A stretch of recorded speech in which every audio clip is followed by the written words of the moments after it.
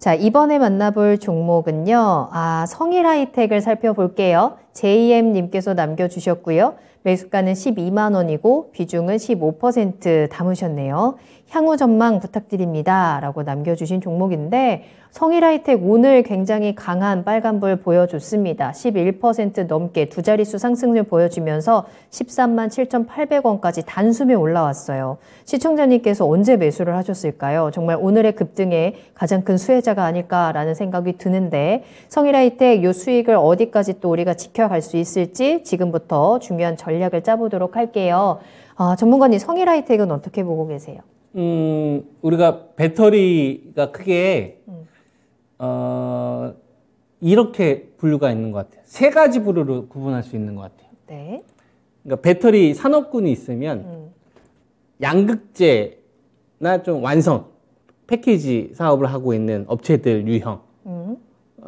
예를 들면 LG 에너지 솔루션, 삼성 SDI, 포스코 케미칼, LG 화학, 에코프로 BM, LNF 이런 유형이 하나 있는 거고 양극재 유형 하고 또는 이제 패키지 이걸 이제 1군이라 보고 그다음에 비양극재 분야 뭐 음극재, 동박, 전해질 이런 부류가 이제 하나 있는 거죠. 뭐 천보, 엔캠, 일진 머티리얼즈, SKC부터 시작해서 이런 업체들이 하나 있는 것 같아요.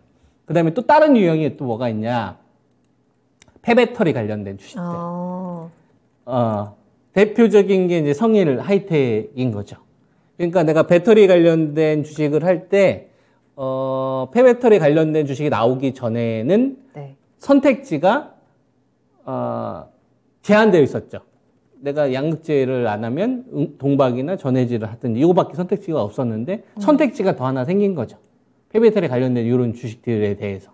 거기서 어떤 좀 포문을 연 대표적인 주식입니다. 실질적으로 폐배터리 관련돼서도 실제 기술뿐만 아니라 인정도 받고 있는 기업이니까. 그래서 공모 가격 대비 상당히 좀 높게 거래되고 있죠. 공모 가격이 한 5만 원 정도 되니까 보유예수 물량이 올해 한 7월 중순 정도에 만료되는 걸로 제가 알고 있거든요. 그래서 그때까지는 반등이 좀 나왔었을 때 여유가 조금 있는데 그 이후에는 좀 보호 물량 관련된 부분들을 앞으로 좀 체크해야 되는 시기가 오긴 할 겁니다. 그래서 지금 13,7,800원 정도 되는데 얼마 정도에서 이번에 좀 터닝 포인트가 나왔는지를 보니까요. 10만 원 선 정도에서 터닝 포인트가 나왔더라고요. 네. 12월 말 요 시점에.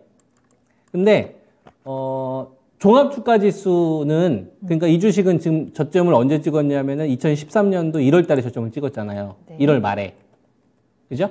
1월 말에 저점을 찍었잖아요. 네. 종합주가 지수는 언제 저점을 찍었는지 아세요, 혹시? 코스피 지수. 이 주식은 1월 말에 저점을 찍었잖아요. 9월? 오, 맞습니다. 맞죠? 9월 말입니다. 그럼 보면 우리나라 코스피 지수는 2022년도 9월 말에 저점을 찍었어요. 이때가 2130이었고 그리고 1월 말에 1월 초에 저점을 찍었는데 이때는 2180에서 저점을 찍었죠. 그죠? 그럼 이 주식은 9월 말 가격으로 가보면 9월 말 가격은 이 정도입니다. 우리나라가 실질적으로 종합주가지수의 저점을 찍었던 자리는 이 자리인 거죠. 13만 원 자리인 거죠. 이 자리가 코스피 지수 2133 거예요. 이때가 이제 A 지점이라고 한다면.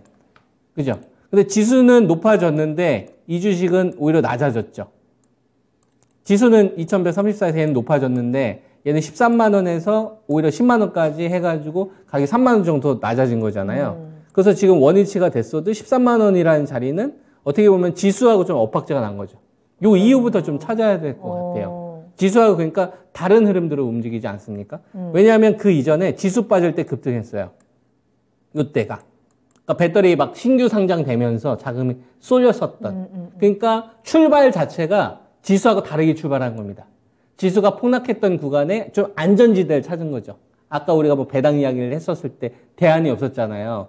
시장이 급락했던 구간. 작년도 한 8월 달에서 9월 달 대규모 신용 물량 나오고 금융 긴축으로 인해서 시장이 낮아빠져서 겁냈었던 구간에 또다 폐배터리 신규 상장 중이니까.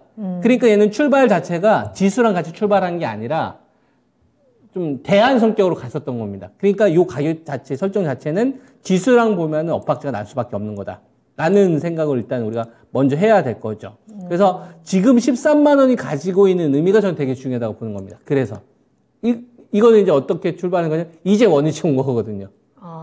지수 요때로 돌아선 거잖아요. 네. 그러면은 그 전에 요때가 이제 지수가 저점을 찍었었는데 그리고 나서 한 번 더 터닝 포인트 됐었을 때 가격 보면은 얼마 정도에서 좀 저점이 나왔었냐면은 대충 한 12만 원 정도에서 저점이 나왔어요.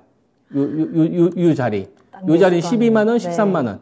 그러니까 지금 성일 하이텍한테 좀 중요한 가격대를 우리가 뽑자면 단기적으로는 12만 원 선 정도가 지수의 좀 방어의 어떤 형성을 할 수 있는 자리인 거고요. 그 다음에 좀 달리는 말이 그 뒤에서 잡아 끌지 않고 이렇게 푸시를 해주면 슝 나갈 거 아니에요. 그잖아요. 열심히 달리고 있는데 중간에 브레이크 걸면 딱 걸릴 거 아닙니까? 달리는 말이 더 속도를 내려면 가속도가 붙어야 되잖아요. 가속도가 붙어 있느냐, 이 시세가 좀 탄력적으로 갈 거냐를 결정하는 자리가 13만 원인 거고. 그리고 달리는 말이 걸어가기 시작하는 기준이 12만 원이 되는 거고. 이렇게 가격 대응하시면 될 것 같아요. 그래서 성일하이텍 12만 원이라는 요 가격에 대해서는 좀 익절 기준, 탄력 기준을 결정한 자리이기 때문에 저는 홀딩 기준으로 제시를 하겠고, 그 다음에 시세 탄력이 줄어드는 자리는 13만 원 붕괴 여부에 따라서 좀 달라질 거다.